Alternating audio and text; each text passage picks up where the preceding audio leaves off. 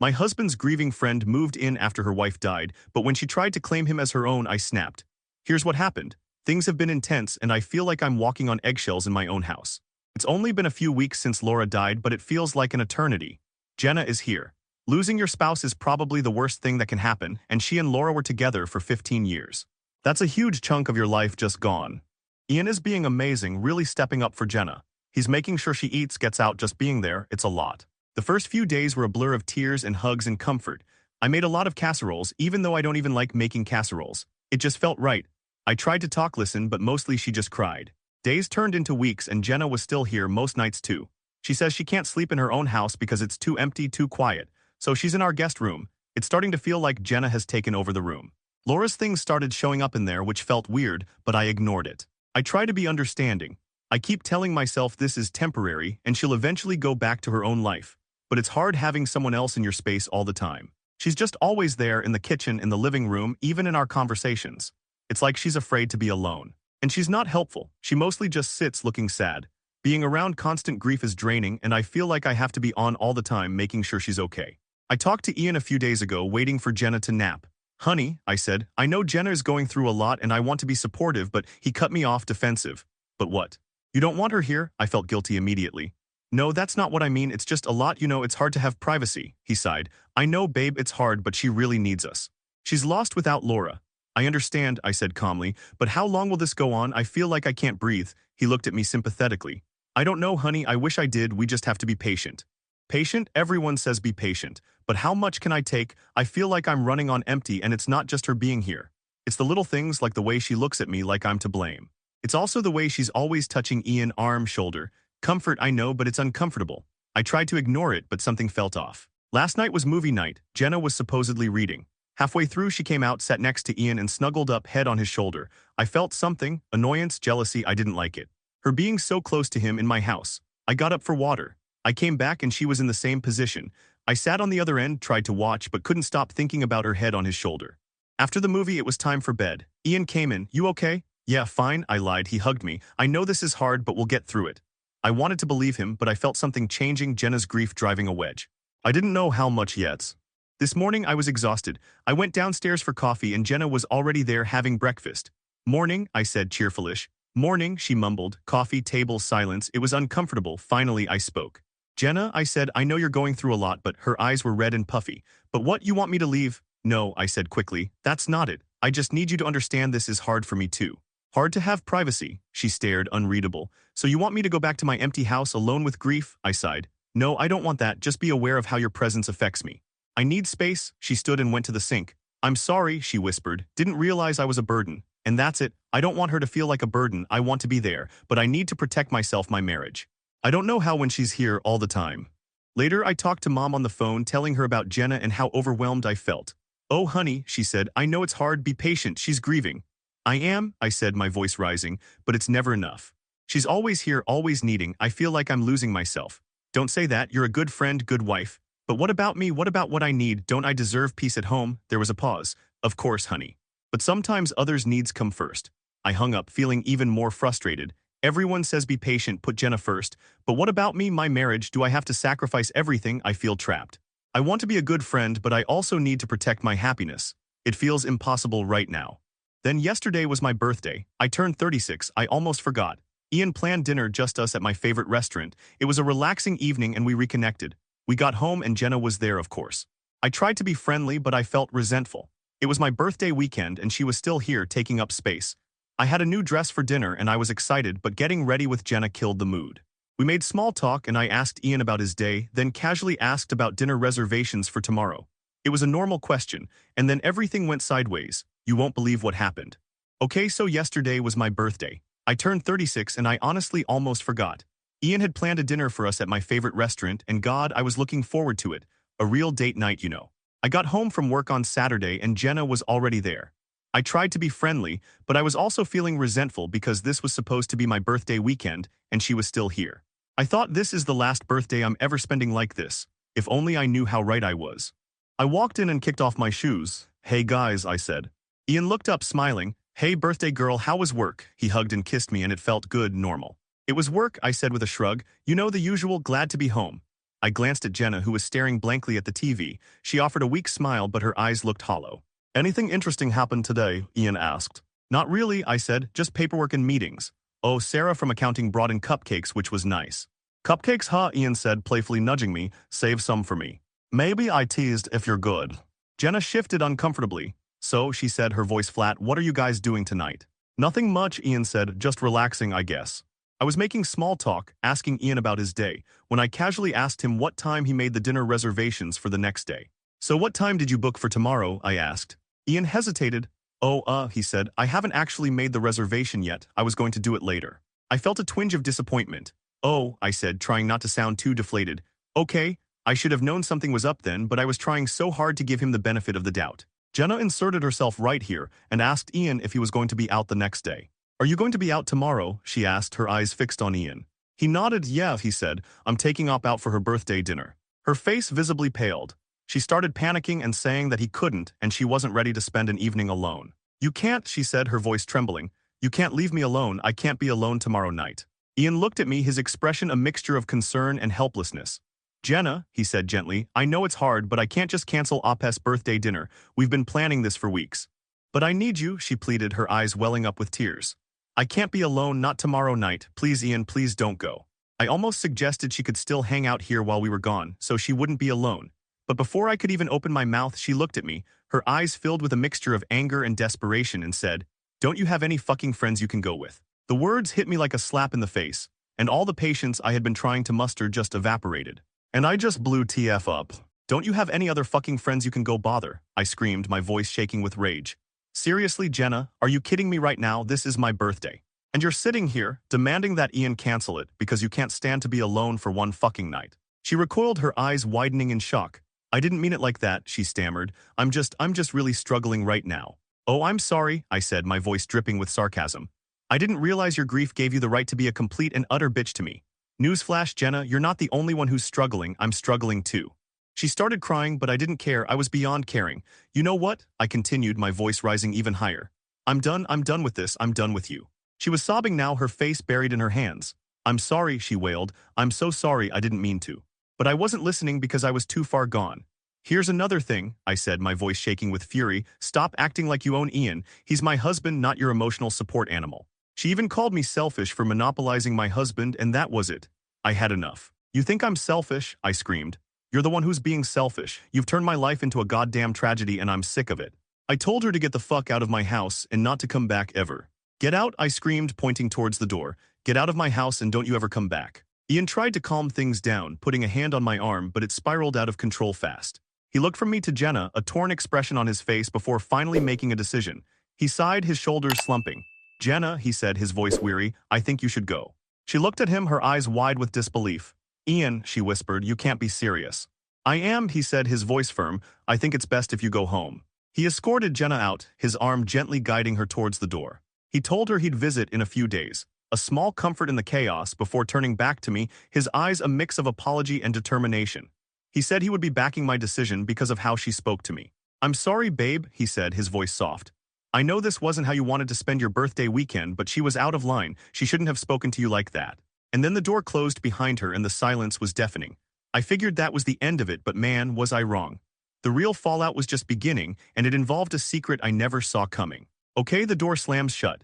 Suddenly, it's like all the air got sucked out of the room, just silence. I can hear the fridge humming, the clock ticking. Stuff I usually tune out is now screaming loud. Ian turns to me looking wrecked like he's run a marathon, but also sad. I stare back, trying to catch up because the fight, the yelling, Jenna's crying, him finally taking my side, it's a mess. You okay? He asks real soft. I blink, I don't know, yeah maybe. I just can't believe she said that, expected you to ditch my birthday dinner. He pulls me in, hugs me tight. I know, babe, she was way out of line, so I'm so sorry. I bury my face in his chest, feels solid. It's been so hard having her here all the time. It feels like I haven't had a second to myself in weeks, and the way she's been acting so weird. He holds me tighter. I know, honey, I've seen it. I didn't know what to do. I felt like I had to be there, but I didn't want to upset you. I pull back a little and look at him. I know you were trying to do the right thing, but it was starting to feel like you were putting her first, and that's not okay, Ian. I'm your wife. He looks right at me, serious. That's true, I messed up. I should have put you first. I promise I'll do better. So what now, I ask, what happens with Jenna? He sighs, I don't know. I told her I'd visit in a few days, but maybe she needs to find someone else to lean on, someone who isn't me. Maybe I say, or maybe she needs therapy. She's not coping well. Yeah, he says, maybe that's true. We just stand there holding each other. It still feels uneasy, like this isn't over, just the start of figuring out how to be friends with Jenna without wrecking us. What about dinner, I ask, breaking the quiet, still going. He smiles a little. Of course, it's your birthday, so we're going to have a great time. But I feel bad leaving her alone, I say. Don't, he says firm. She'll be okay, and even if she's not, it's not your job to fix her. You deserve a nice birthday dinner. Okay, I say, taking a breath, let's go. Upstairs, I put on my favorite dress, the one that makes me feel good. I do my hair, makeup, stuff I haven't bothered with in weeks. Looking in the mirror, I feel a little hope. Maybe things can get back to normal and maybe we can move on. I even put on the necklace Laura had given me last year for my birthday. It felt right. Then as we're walking out, my phone rings. It's Jenna. I stop, unsure. Just ignore it, Ian says, hand on my arm. She can wait. I silence the phone, slip it in my purse. Let's go, I say, faking a smile. The drive to the restaurant is quiet. I try to focus on anything but Jenna. The hostess leads us to a quiet corner table, warm, inviting, perfect for a birthday dinner. But even with the candles and music, I can't shake the feeling something's off. I feel guilty being here while she's alone, grieving and something else. A weird feeling, like I was being watched. Ian sees it, he takes my hand. Hey, he says gentle, what's wrong? You seem distracted.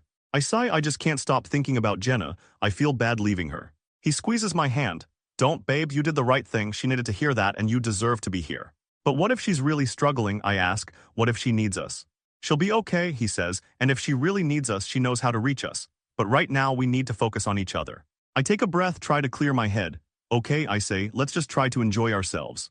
We order food, drinks, and for a little while we forget about Jenna. We talk, laugh, remember old times. It feels like we're dating again. Then halfway through dinner, my phone buzzes, text from Jenna. I glance at Ian, heart sinking. Don't look, he says firm, just ignore it. I pull out the phone, open the text, one word, please. My heart aches, she's hurting, desperate, but I can't let her guilt me into ditching my own needs. I close my eyes, try to think, what do I do? What does it say? Ian asks, concerned. I hesitate, then show him. He sighs, I knew she wouldn't let it go. What do I do? I ask, voice shaking.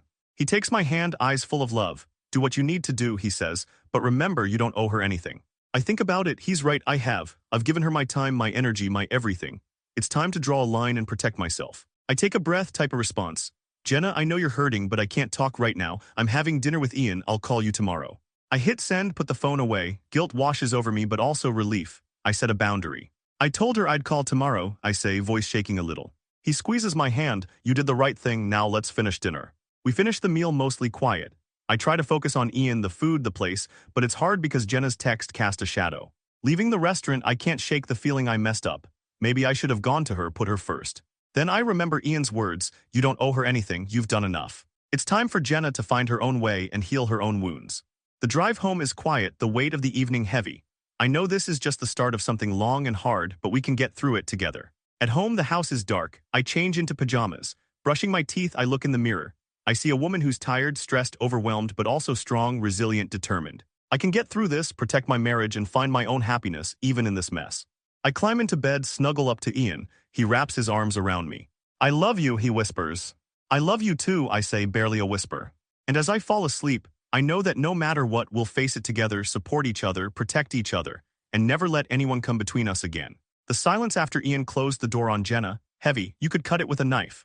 I stood there in the living room, feeling numb. The fight or flight was fading, leaving this weird ache. Ian turned, his face all messed up with worry and apology. Babe, he said softly, you okay? I looked at him, really looked, and saw the lines around his eyes and the slump of his shoulders. He'd been playing referee between me and Jenna's grief, and it was kicking his ass. I don't know, I said, my voice shaky. Did I screw up? Was I too hard on her? He walked over and took my hands. They were warm and real. You did what you felt was right, he said, firm but gentle. She was way out of line, so you got every right to be pissed. But she's grieving, Ian, I said, the guilt kicking in again because she lost her wife. Shouldn't I be cutting her slack? He sighed and pulled me into a hug. Of course you should be understanding, he said into my hair. And you've been a saint, but there's a limit, Op. You can't let her walk all over you, can't let her disrespect you in your own house. I held on tight, grabbing onto his strength because he was right. I had been patient, but Jenna had crossed a line. She attacked me, tried to work Ian, and made me feel like a stranger in my own damn home. I just feel so damn guilty, I said, pulling back to look at him, like I'm kicking her when she's down. He cupped my face, his eyes full of love and compassion. You're not kicking her, he said. You're setting a boundary and protecting yourself. That's okay, more than okay, it's necessary. His words helped, but the guilt still stuck because Jenna was hurting and struggling. What if she's all alone now? I asked, my voice trembling. What if she ain't got anyone else? She'll be okay, Ian said, his voice sure.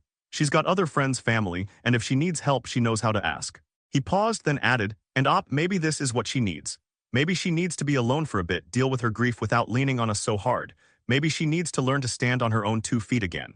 It made sense, but it didn't kill the guilt. I just hope I didn't make things worse, I said, barely a whisper. He kissed my forehead, took my hand, and led me to the couch. Come on, he said, let's just chill for a bit, we can talk more later. The concert will be on December 25th at 8 p.m. Jenna's face when I told her to leave kept flashing in my head, the shock, the hurt. Then I remembered her words, don't you have any fucking friends you can go with? The nerve of it still stung. How could she say that after all I'd done? I glanced at Ian next to me, his arm around my shoulders. He seemed relaxed, but I knew he was still processing it all too. Ian, I said, breaking the quiet, you think I overreacted? He turned, his face thoughtful. I don't think you overreacted, he said. I think you reacted. You finally stood up after weeks of putting up with her crap. Really, it was overdue. But was it the right way, I asked. Should I have tried to talk calm, explain how I felt? He sighed. Maybe, he said, but really I don't think it would have mattered. She wasn't listening, too wrapped up in her own grief to see how she was affecting you. He nodded. I do. You did what you had to protect yourself and our marriage, and I support you 100%. We sat quiet for a bit, watching the TV but not really seeing it. Finally, I couldn't take it. I stood, walked to the window, and stared out at the dark street. I'm going for a walk, I said, barely there. Need air. Ian looked up, worried. You sure that's a good idea? He asked. It's late. I'll be fine, I said, just need to clear my head. He nodded. Okay, he said, but be careful, call if you need anything. I grabbed my jacket, headed out, and stepped into the cool night air. The dark was a relief, a chance to escape my own head. I walked, not really knowing where, my mind still racing. Didn't think so. I tried to be patient and understanding, but Jenna had pushed too far. She invaded my space, disrespected my boundaries, and tried to get between me and Ian. I just snapped. Walking, I passed Jenna's house. It was dark and silent, a contrast to the storm inside me. I hesitated, wondering if I should go and apologize for blowing up. But then I remembered her words, don't you have any fucking friends you can go with? And I knew I couldn't. I couldn't put myself through that again and had to protect myself even if it hurt her. I kept walking, faster now, needing to get away from her house, the memories, and the guilt. I walked for what felt like hours, my legs aching and my mind fried. Finally, I turned back and headed home. Coming up to my house, I saw the lights were still on. Ian was probably still up waiting. I took a deep breath and forced a smile, but I also knew I'd done the right thing. I stood up for myself and protected my marriage. That was all that mattered, or so I thought. I walked through the door into the warmth of my home, ready for whatever came next. The words hang in the air, get out of my house. Did I really just say that? The anger fades fast, leaving me feeling empty. Jenna's face just falls apart, tears are streaming and she looks totally lost. For a second I feel awful. Did I mess up? Then I remember her words, the way she sneered, don't you have any fucking friends you can go with? I'm just done. Ian, who's been quiet the whole time, finally steps in. Jenna, he says, his voice surprisingly firm, I think you should go. She stares at him like he just slapped her. Ian, she whispers, incredulous, you can't be serious. He looks sad but says, I am serious. It's best if you go home now, we can talk later. But where am I supposed to go? She stammers, her voice cracking with emotion. I can't be alone. I know, Jenna, Ian says gently, but you can't keep doing this. It's not healthy and it's not fair to Op. He glances at me, a silent apology in his eyes, and I give him a small nod, appreciating him backing me up. Jenna's crying harder now, shaking all over. Please, Ian, she begs, barely audible, don't do this to me, I need you. Ian takes her arm, leading her to the door. Come on, he says softly. Let's get you home, I'll visit tomorrow, okay? She fights it at first, but he's firm and she finally gives in. At the door, she turns back to me, her eyes full of anger and hurt. How could you do this to me? She sobs. After everything, how could you be so cruel? I can't answer. I just watch as Ian leads her out, the guilt crushing me. I'm sorry, babe, he says, his voice soft as he turns back to me. This wasn't how you should spend your birthday weekend, but she was way out of line. The door closes and the silence is deafening. I stand there feeling drained. Ian turns to me, worried. Are you okay? I look at him, really look at him, and see how tired he is. He's been trying to make everyone happy and it's taken a toll. I don't know, I say quietly. I feel terrible. Did I do the right thing? He takes my hands, warm and reassuring. You did what you had to do, he says. She was completely out of line. You have every right to be angry. He sighs, pulling me into a hug. Of course you should be understanding and you have been incredibly patient, but there's a limit, Op. You can't let her walk all over you. You can't let her disrespect you in your own home. I hold on tight, drawing strength from him. He's right, I have been patient, but she crossed a line. What if she's all alone now? I ask, my voice trembling with worry. What if she doesn't have anyone else? She'll be okay, Ian says reassuringly. She has other friends, other family, and if she needs help, she knows how to reach out. He pauses. And honestly, Op, maybe this is what she needs. Maybe she needs to be alone for a while to process her grief without relying on us so much. Maybe she needs to learn how to stand on her own 2 feet again. I just hope I didn't make things worse, I say, barely audible. You didn't, Ian says firmly. You did what you had to do and I'm proud of you for standing up for yourself. He kisses my forehead, then leads me to the couch. Come on, he says, let's just relax, we can talk more later. I keep seeing Jenna's face when I told her to leave, the shock in her eyes. Then I remember her words, don't you have any fucking friends you can go with? Ian, I say, breaking the silence, do you think I overreacted? He turns to me thoughtful. I don't think you overreacted, he says. I think you reacted. You finally stood up for yourself after weeks of putting up with her, and honestly, I think it was long overdue. Should I have tried to talk to her calmly, I ask. He sighs. Maybe, he says, but honestly, I don't think it would have made a difference. She wasn't listening, she was too wrapped up in her own grief to see how her actions were affecting you. So you think I did the right thing, I press, needing reassurance. He nods. I do, he says. I think you did what you had to do to protect yourself and our marriage, and I support you 100%. We sit in silence, watching TV but not really seeing it. The weight of the evening hangs heavy. Finally, I can't take it anymore. I stand up and walk to the window, staring out at the dark street. I'm going for a walk, I say quietly. I need some air. Ian looks concerned. Are you sure that's a good idea? It's late. I'll be fine, I say. I just need to clear my head. He nods. Okay, he says, but be careful and call me if you need anything. I grab my jacket and head out, stepping into the cool night air. The darkness is a relief, a chance to escape my thoughts. I just wish I'd known what I was really walking into. The door slams and the whole house seems to vibrate with it.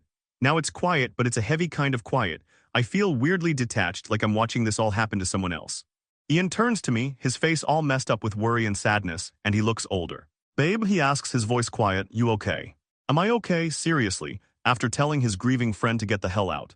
I shake my head. I don't know, I say, my voice shaky. I feel awful. Like I kicked a puppy. Maybe I was a little too harsh, however. Ian reaches for me, but I flinch, so he stops, hurt in his eyes. Hey, he says soft, it's okay, I'm here. Slowly, he takes my hand. His hand is warm and it helps.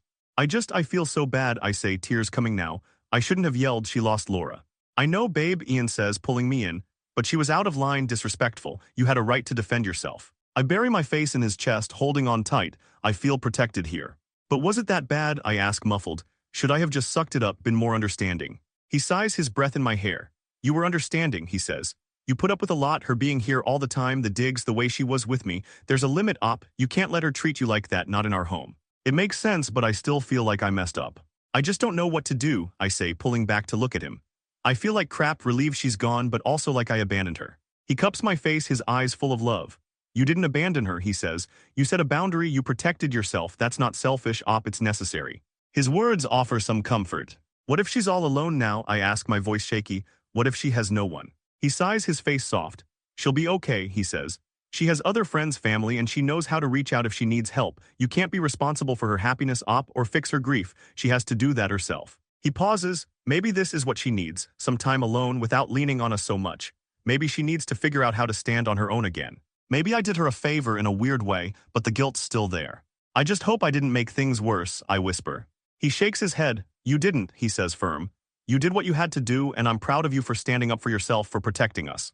He kisses my forehead, then takes my hand and leads me to the couch. Come on, he says, let's just chill for a bit. We sit down and Ian turns on the TV, but I can't focus. My head's still spinning. I keep seeing Jenna's face when I told her to get out, the shock in her eyes. Was I too harsh? Then I remember her words, don't you have any fucking friends you can go with? The nerve of her. Ian, I say, breaking the silence, do you think I overreacted? He turns thoughtful. I don't think you overreacted, he says. You reacted. You finally stood up for yourself after weeks of crap. It was overdue. But was it the right way? Should I have tried to talk to her calmly? He sighs, running a hand through his hair. Maybe, he says, but I don't think it would have mattered. She wasn't listening, Op. She was too caught up in her own stuff to see what she was doing to you, too focused on her pain to even think about yours. He pauses. Sometimes you have to be direct, draw a line, protect yourself, even if it hurts someone else. So you think I did the right thing? I ask, needing him to say it. He nods, his eyes steady. I do, he says. You did what you had to do for yourself and for us. I support you 100%. It's a lifeline. We sit in silence for a while, watching TV but not really seeing it. The weight of the night hangs in the air. Finally, I can't take it anymore. The silence is too much. I stand up and go to the window, looking out at the dark street. It's calm and peaceful out there, a stark contrast to how I feel. I'm going for a walk, I say, my voice quiet. I need some air. Ian looks at me worried. You sure that's a good idea? It's late. I nod, looking out the window. I know, I say, but I need to do this, get out of here, be alone for a bit. He hesitates, then nods. Okay, he says, but be careful and call me if you need anything. I try to smile. I will, I say, I promise. I grab my jacket and head out, stepping into the cool night air. The darkness feels good, a chance to escape my own head. I just wish I'd paid more attention to my surroundings. As I walk, the guilt keeps eating at me. Did I do the right thing or did I screw everything up? The question keeps going around and around in my head as I walk, not really knowing where I'm going. And that's when I saw it. Or rather, Hims. The door slams shut and the sound just hangs there. It's done, Jenna's gone, but instead of feeling good, I just feel sick. Ian turns around and I can see he's relieved. However, he also looks really sad, like he aged a decade in the last few weeks. Are you okay? He asks like he's scared too. Am I okay really? I don't know, I say. I feel awful. He reaches for me and I flinch a little. I don't mean to, but I'm still shaking. Hey, he says real soft. It's okay, I'm here. He lets his hand drop and I'm glad he gets it. I take a breath. I feel so bad. I shouldn't have yelled. She lost Laura. I can see Jenna's face when I told her to leave, all messed up and crying. It sucks. Ian steps closer and takes my hand. I know, babe, he says, squeezing it, but she was out of line. She was being disrespectful, so you had every right. He pulls me in and I bury my face in his chest. It feels safe there, but I still feel like crap. But was it really that bad? I ask into his shirt. Should I have just been more understanding? He sighs. You were understanding. You put up with a lot, but there's a limit. You can't let her treat you like that. It makes sense, but I still feel guilty, like I messed up somehow. And looking back, I really had no clue how badly I messed up. What if she's all alone now? I ask. She'll be okay, he says. She has other people, and if she needs help, she knows how to ask. You can't be responsible for her happiness. He's right, I guess. I just hope I didn't make things worse, I say. He shakes his head. You didn't. You did what you had to do. I'm proud of you. He kisses my head and leads me to the couch. Come on, he says. Let's just chill for a bit. We sit down, but I can't even watch TV. My head's still spinning. I keep seeing Jenna's face, and then I remember what she said to me. Don't you have any fucking friends you can go with? Is that so? I look at Ian next to me. He seems okay, but I know he's probably still dealing with it too. He's always been good at hiding his feelings, which I guess is a blessing and a curse. Ian, I say, do you think I overreacted? He thinks for a second. I don't think you overreacted, he says. I think you reacted. You finally stood up for yourself. It was overdue. It helps, but I still feel weird. But was it the right way to do it? I ask. Should I have tried to talk to her calmly? He sighs. Maybe, he says, but I don't think it would have mattered. She wasn't listening. She was too caught up in her own stuff to see how it was affecting you. He adds, sometimes you have to be direct. Sometimes you have to protect yourself even if it hurts someone else. So you think I did the right thing? I ask. He nods. I do, he says. I think you did what you had to do and I support you. We sit there for a while, but I can't shake this feeling. I keep thinking about Jenna, about everything that happened. I also keep thinking about something she said a few weeks back about how Ian was the only one who really understood her. I brushed it off at the time, but now. Finally, I can't take it anymore. I stand up and go to the window. I'm going for a walk, I say. I need some air. Ian looks worried. Are you sure that's a good idea? He asks. It's late. I nod. I know, I say, but I need to get out of here. I need to be alone. He hesitates, then nods. Okay, he says, but be careful and call me if you need anything. I force a smile. I will, I say. I grab my jacket and head out, stepping into the night. It's cool out and I just start walking. The guilt's still there, eating at me. Did I do the right thing or did I mess up big time? I keep replaying everything in my head, trying to figure out where it all went wrong. I walk past Jenna's house and it's all dark. I feel a bunch of stuff all at once. Sorry, mad, regretful. I wonder if she's inside all alone. I wonder if she's okay because something about the whole situation just felt off. I walk faster, trying to get away from her house, from the guilt. I need to escape. But the guilt just follows me. I keep walking, keep breathing, trying to find my way back to feeling okay. I just wish I knew then that the walk was the calm before a whole new kind of storm. I was happy for his support and still am.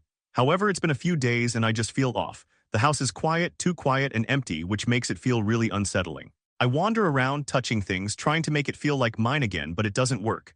The silence just reminds me of the fight, the words, and the maybe broken friendship. I keep replaying the argument in my head. Jenna was suffocating us, demanding too much, yet giving too little. I tried to be patient, but she pushed too far. Still, the guilt lingers. I think about Jenna alone, grieving. Does she have anyone? I keep remembering something her mom said to me at Laura's funeral, a weird comment that didn't make sense then but now. Ian's going to visit her soon, but that doesn't ease my mind. I worry about him, about the toll this is taking. He's a good friend, but he's not a therapist, and I'm a little worried about what he'll find when he gets there. I find him in the kitchen, washing dishes, humming. He seems lighter. Hey, I say, leaning against the doorway. He looks up and smiles. Hey you, how are you feeling? I don't know, conflicted I guess, relieved but also guilty. He turns off the water and dries his hands. Guilty about what? About everything, yelling at Jenna, telling her to leave. He takes my hands. You don't have to feel guilty. You did what you had to do. I'm proud of you. But she's grieving, Ian. Shouldn't I be more understanding? My voice is shaky. He pulls me close. Of course, and you have been incredibly patient, but there's a limit. You can't let her walk all over you, disrespect you in your own home. I just feel so bad for her. I can't imagine what she's going through. He cups my face. I know it's awful, but you can't take responsibility for her grief. You can't fix it. She has to heal herself. But what if she can't? What if she needs us? He sighs. She'll be okay. She has other friends, family, and if she needs help, she knows how to reach out. But we can't let her consume us. We can't sacrifice our happiness. I just hope I didn't make things worse. He shakes his head. You didn't, and it might be the best thing for her. She needs to stand on her own 2 feet. He pauses, and we need to focus on us, reconnect, rebuild. You're right, we need to prioritize us, set boundaries, and protect our marriage. He smiles, relieved. Exactly, and that's not selfish, it's necessary. We can't be there for anyone if we're not taking care of ourselves. We stand there holding each other. The tension eases, replaced by hope. So I say, what do you say we do something just for us tonight? He raises an eyebrow, like what? I don't know, order takeout, watch a movie, just relax together. He smiles, I like the sound of that, let's do it. We spend the evening doing just that, takeout, movie, cuddling on the couch. As I fall asleep in Ian's arms, I feel a sense of peace I haven't felt in weeks. The guilt's still there, but it's not as strong. I did what I had to do and Ian supports me. That's enough, or so I thought. In the days that follow, things slowly return to normal. Ian visits Jenna a few days later and comes home drained but hopeful. She's doing okay, starting to accept her loss, and she apologized for her behavior towards me. I'm surprised and relieved. It's good to know she understands. While it doesn't erase the past, it offers hope. We don't hear from Jenna for a while, so I assume she needs space. I respect that. Our friendship may never be the same. And that's okay because the important thing is Ian and I are okay. We learned a valuable lesson about boundaries, prioritizing our marriage, and protecting ourselves from toxic relationships. We've been through a lot, but we've come out stronger. We've reaffirmed our love and our commitment. And even in grief and chaos, we can always find our way back to each other. Grief doesn't excuse bad behavior. It explains it maybe, but it doesn't excuse it. And it's okay to set boundaries even with those who are hurting. Our marriage is our priority and we need to protect it. And even when things get tough, we can always count on each other. Our relationship isn't perfect, but it's strong, built on love, trust, and mutual respect. That has to be enough. I just wish I knew then how wrong I was because the worst was yet to come.